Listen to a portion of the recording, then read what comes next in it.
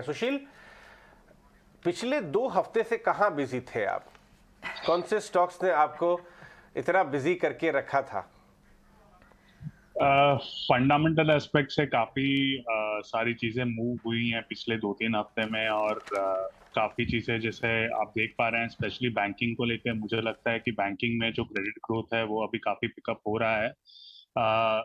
इस अभी के सिनेरियो को ये चलते बैंकिंग स्टॉक्स में और भी रैली पॉसिबल है, क्योंकि अगर आप देखेंगे तो एक क्लियर निम एक्सपेंशन या जो मार्जिन एक्सपेंशन हम कहते हैं उसकी पॉसिबिलिटी बढ़ चुकी है। बिकॉज जब इंटरेस्ट रेट्स बढ़ते हैं तो बैंकिंग अपने डिपॉजिट रेट्स इतना जल्दी बढ़ाते नहीं है, बट लेंडिंग रेट्स बढ़ाते जाते हैं। तो अगर आप देखेंगे तो पिछले 1 से 1.5 महीने में सभी बैंकों ने अपने लेंडिंग रेट्स काफी तेजी से बढ़ाए हैं, जबकि डिपॉजिट रेट्स उतने तेजी से बढ़े नहीं है।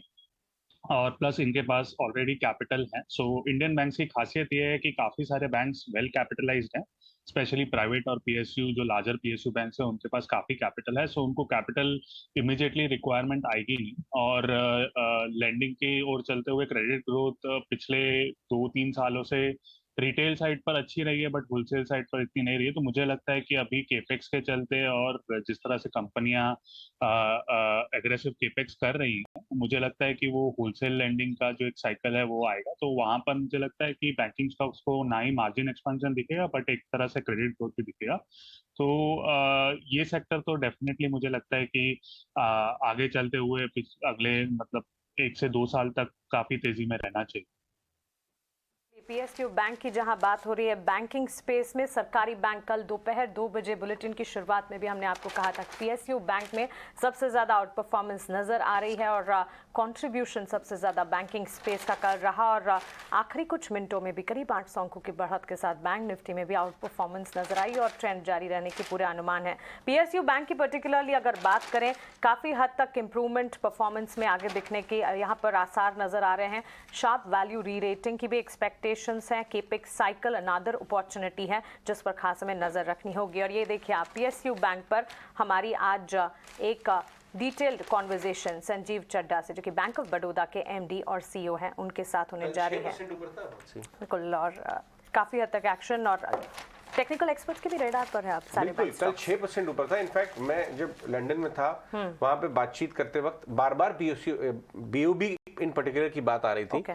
और आप लास्ट 1 महीने का ग्राफ देखिए बीओबी का, बीओबी लेके आइए। मैं प्रशांत से पूछना चाहूंगा, प्रशांत, बीओबी इन पर्टिकुलर जो कमेंट्री आई इस रिजल्ट के बाद, और ये 1 महीने 6 महीने थोड़ा लंबा ग्राफ लेके आइए। हाँ, ये देखिए 20 रुपए चला है 1 महीने में, 16-17%। प्रशांत, कहाँ जा रहा है बीओबी? तो अजय जी, मेरे हिसाब से ये स्टॉक काफी वक्त से ही शायद मैंने रिकमेंड भी किया था, करीबन 122 के आसपास।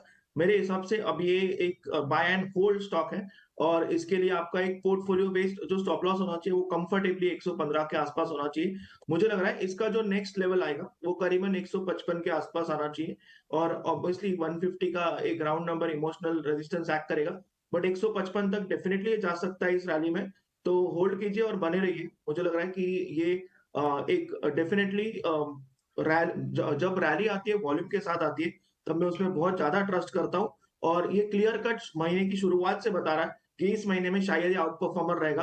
तो मुझे हैरानी नहीं होगी अगर इसी महीने ये 145-50 भी दिखा दे।